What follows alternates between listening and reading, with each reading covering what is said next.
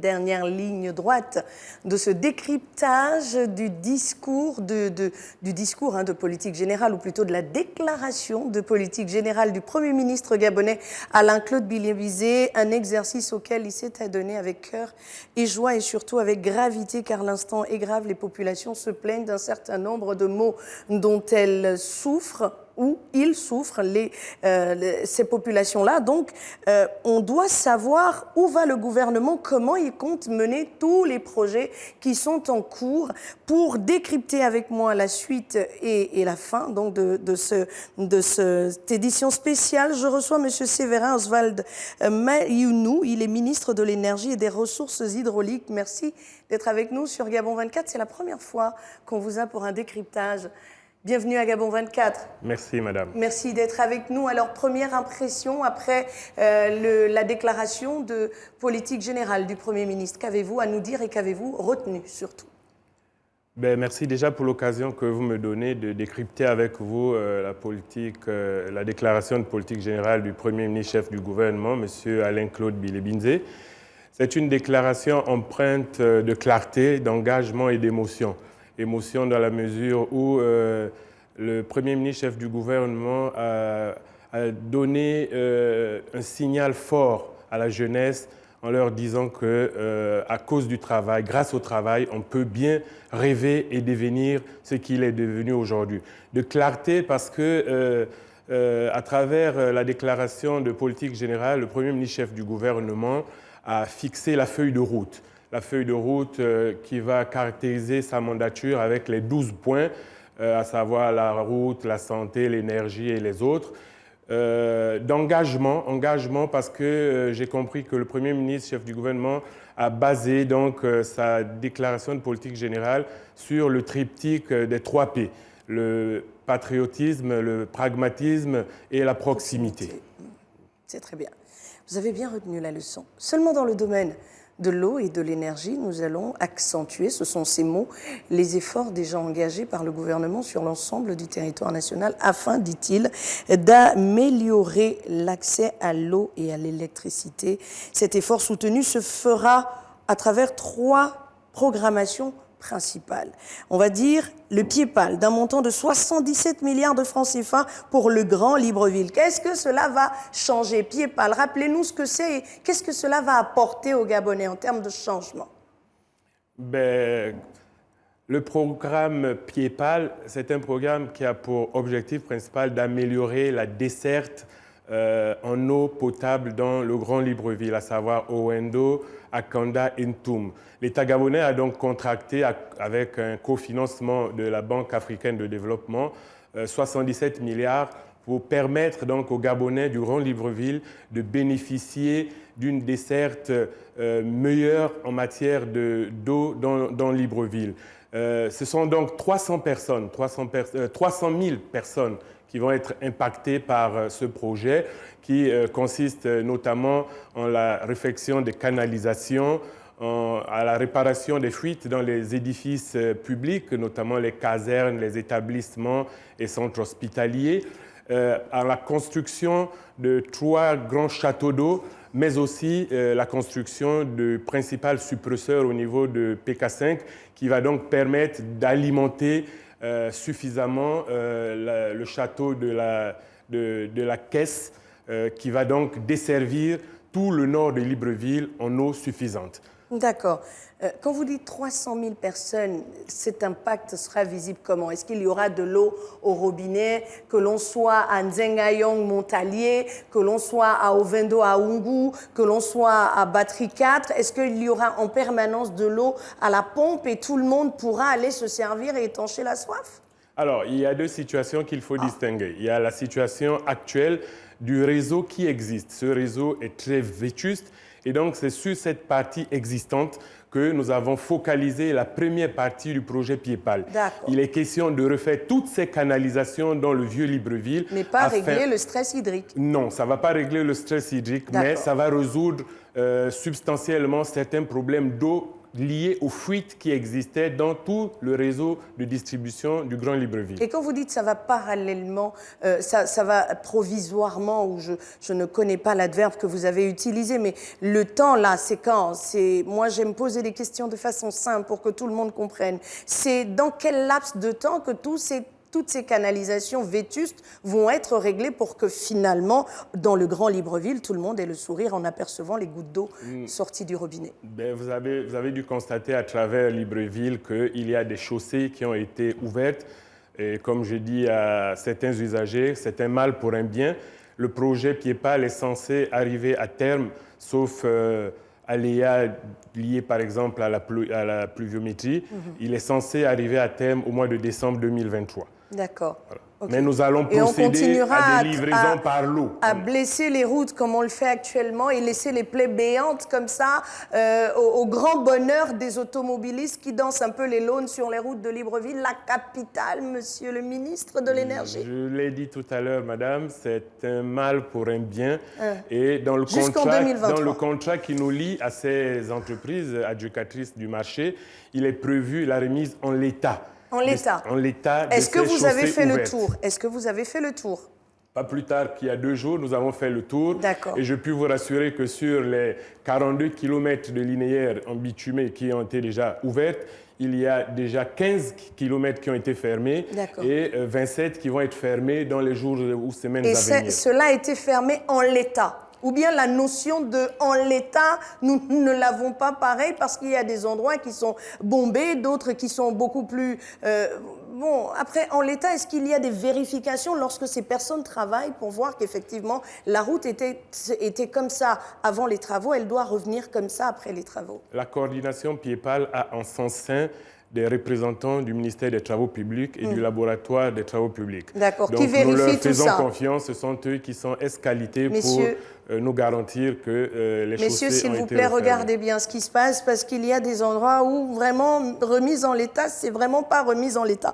Mais bon, le PASMIR, il y a aussi ce programme d'accès aux services de base en milieu rural d'un montant de 35 milliards de francs CFA. Ça aussi, on en parle sur l'ensemble du territoire. Qu'entend le Premier ministre par service de base et quand est-ce que cela sera effectif? Alors, c'est le deuxième programme cofinancé avec les bailleurs de fonds, notamment celui-ci avec la Banque mondiale, qui est un programme d'accès aux services de base en milieu rural. L'objectif est le même, c'est de permettre donc à toutes les localités, cette fois-ci, par rapport à l'opposé du Pied-Pal qui ne concerne que le Grand Libreville, le projet PASMIR concerne l'ensemble du pays. Très bien. Et il a 2 volets, un volet électricité et un volet eau. Donc les villes cibles qui ont été choisies par les autorités verront leur canalisation, verront leur extension, verront leur réhabilitation. On va aller même jusqu'à la construction des postes électriques. On va réhabiliter certaines pompes de l'hydraulique villageoise. Donc c'est un projet qui va toucher quasiment toutes les 9 provinces du pays. 77 milliards de francs CFA juste pour rénover les canalisations vétustes dans le Grand Libreville et seulement 35 milliards pour l'ensemble du territoire. Est-ce que ce n'est pas tiré par les cheveux, vos calculs? Lorsque vous regardez la cartographie, que ce soit de l'électricité ou de l'eau, je pense que le Grand Libreville à lui-même occupe quasiment les 80%. Et donc, nous avons focalisé Pied-Pal sur le Grand Libreville. PASMIR aura une deuxième phase qui va encore s'étendre dans les villes qui n'auront pas été impactées par la première phase. Alain-Claude Billy-Bizet, Premier ministre du Gabon, dit « Et les projets prioritaires sur l'ensemble du territoire d'un montant de 11 milliards de francs CFA. De quel projet parle-t-il » Il parle des projets prioritaires qui ont été retenus dans le cadre du plan d'urgence avec le financement République gabonaise. D'accord. Quels sont ces projets? Ce sont des projets qui touchent toujours l'amélioration de la desserte en eau et en électricité de nos populations, de nos villages, de nos communes, pour améliorer justement l'électrification de ces zones-là en garantissant à ces populations de l'extension des pompes hydrauliques, des forages, des mini-centrales, des centrales hybridées, diesel avec du solaire. Et ce sont donc des projets qui ont été financés par la partie gabonaise et qui suivent le cours, dont la réception, pour la plupart, est attendue pour fin mars 2023. Est-ce que tous ces projets sont des fruits de partenariats publics-privés? Dans le cadre des projets prioritaires, ce sont des projets, comme je vous le disais, avec financement République gabonaise, donc sur fonds propres. D'accord. À côté de ces programmes, et je paraphrase encore le Premier ministre, hein, pour bien comprendre de quoi on parle, pour qu'au jour du bilan, l'on s'asseye pour bien comprendre d'où nous sommes partis, pour quelle destination. À côté de ces programmes, dit le Premier ministre, le gouvernement poursuivra la mise en œuvre des projets en PPP, donc en partenariat public-privé ou en investissement direct.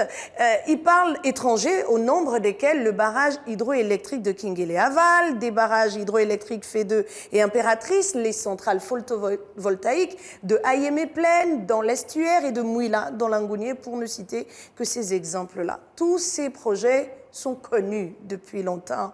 On n'entend que ça a fait de l'Impératrice. À quand la fin de ces projets, quand on sait qu'il y a des fonds qui ont été mobilisés depuis des années pour que ces projets voient le jour? À quand la fin finalement? Madame, comme vous le dites, ce sont des projets en partenariat public-privé, oui, où l'État n'a pas encore déboursé des sous. Le mécanisme d'attribution de ces projets est très lent. Les montages financiers sont très longs parce que les bailleurs de fonds sont assez pointilleux. Ça prend du temps. Et là, pour ne citer que le projet de Kinguélé-Aval, qui a déjà connu une significative avancée, les travaux de terrassement ont déjà même commencé sur le terrain. Mais pour les autres projets en PPP, nous sommes encore au niveau des montages financiers avec le bailleur de fonds. Et pourquoi vous venez à la télévision nous parler de ces choses qui sont encore dans vos esprits, dans vos tiroirs? Parce qu'on ne peut pas construire sans projeter à long terme. Nous avons là des projets à court terme. Nous avons des projets à court terme, mais il faut bien aussi des projets à long terme, voilà, qui vont nous permettre de significativement résoudre le problème de puissance énergétique au niveau du Grand Libreville. Et au passage, ces projets, qui sont des projets pour la plupart hydroélectriques, sont très importants pour nous par rapport à l'engagement du président de la République, son Excellence Ali Bongo Ondimba, qui nous emmène vers une transition énergétique.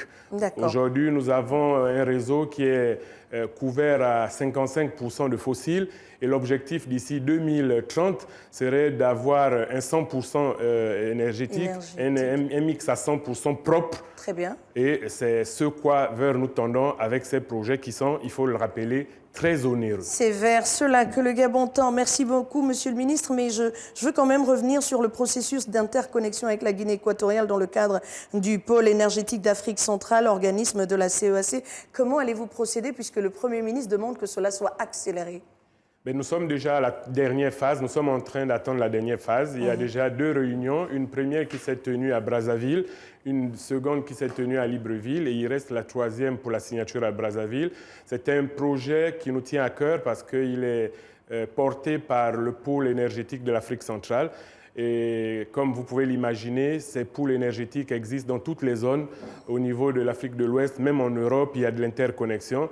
Donc nous attendons le retour de la partie guinéenne pour justement fixer la date de la signature du contrat achat entre les 2 sociétés d'exploitation, à savoir la Société d'énergie et d'eau du Gabon pour la partie gabonaise et la Société d'énergie de Guinée équatoriale pour la partie équato. Vous êtes au fait des dossiers. On espère que les choses iront à leur terme cette fois et que finalement il y aura de l'eau dans le robinet de tous les ménages du Gabon. Merci, monsieur. C'est tout notre espoir et nous pensons y arriver. Voilà, au-delà de l'espoir, il faut de la réalisation, il faut du pragmatisme, et c'est contenu dans le triptyque sur lequel Alain-Claude Bilibizé fonde son action à la tête du gouvernement: patriotisme, pragmatisme et proximité. On vous souhaite d'être plus proche des Gabonais avec pragmatisme pour comprendre la nécessité du patriotisme. Merci beaucoup d'être avec nous sur Gabon 20, d'avoir été avec nous sur le plateau du décryptage de la déclaration de politique générale du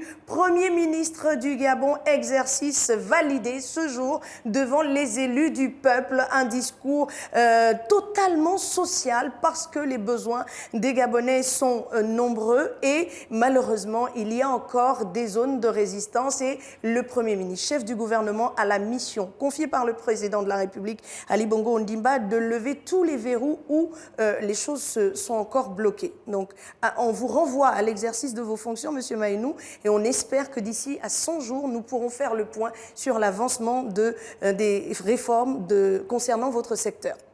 Merci d'avoir été avec nous. C'est la fin de ce décryptage. Merci à vous de nous avoir suivis sur Gabon 24. Nos programmes se poursuivent.